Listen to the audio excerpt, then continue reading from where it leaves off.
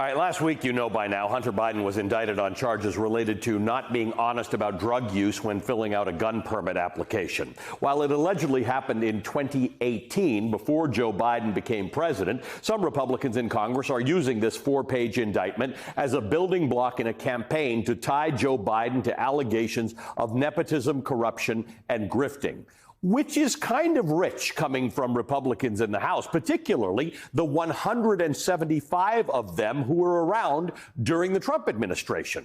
The complaints surrounding Trump's family were constant. Early in the administration, Ivanka Trump and her husband Jared Trump got roles as White House senior advisors.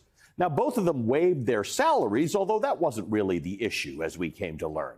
Ivanka Trump had sway in policymaking, unusual because she brought not a shred of relevant experience to the job. For starters, she oversaw hundreds of millions of dollars in federal grants. She actually sat in for her father during some meetings at the G20 summit in 2017. She was involved in shaping the 2017 tax reform law and even assisted in the search for a new president of the World Bank. But lacking experience was actually the least of her shortcomings. More importantly, she'd already faced allegations of impropriety in business long before her father became president. In 2012, Ivanka Trump, along with her brother Don Jr., were almost indicted by the Manhattan DA for fraud. As that investigation was underway, a Trump family attorney reportedly made a $25,000 contribution to the then DA Cyrus Vance Jr.'s reelection campaign, and poof, that problem seemed to go away. This was revealed in joint reporting by The New Yorker, ProPublica, and WNYC. Also in 2012, Ivanka Trump led a Trump Organization real estate development project in Azerbaijan, which seemed to benefit a member of Iran's Revolutionary Guard. Yet another deal that got her in hot water. Further back, in 2017, she helped broker a real estate development deal in Panama. A Reuters investigation into that uncovered that she was working in partnership with a broker who was in business with a money launderer and two criminals from the former Soviet Union. But as I said, all of that was before her dad was president. So perhaps, like Hunter Biden's indictment, it's not relevant. What may be more relevant is that during the Trump presidency, Ivanka got a surprising number of patents from China in surprisingly short order.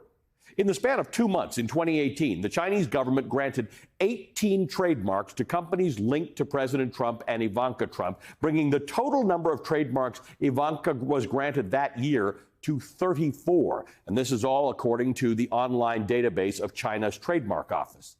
7 of those trademarks came at the same time as a Trump-led trade deal with China.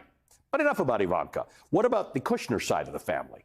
During the pandemic, a Kushner family company was selected to build a federal COVID-19 testing website that never came to fruition, according to reporting from The Atlantic.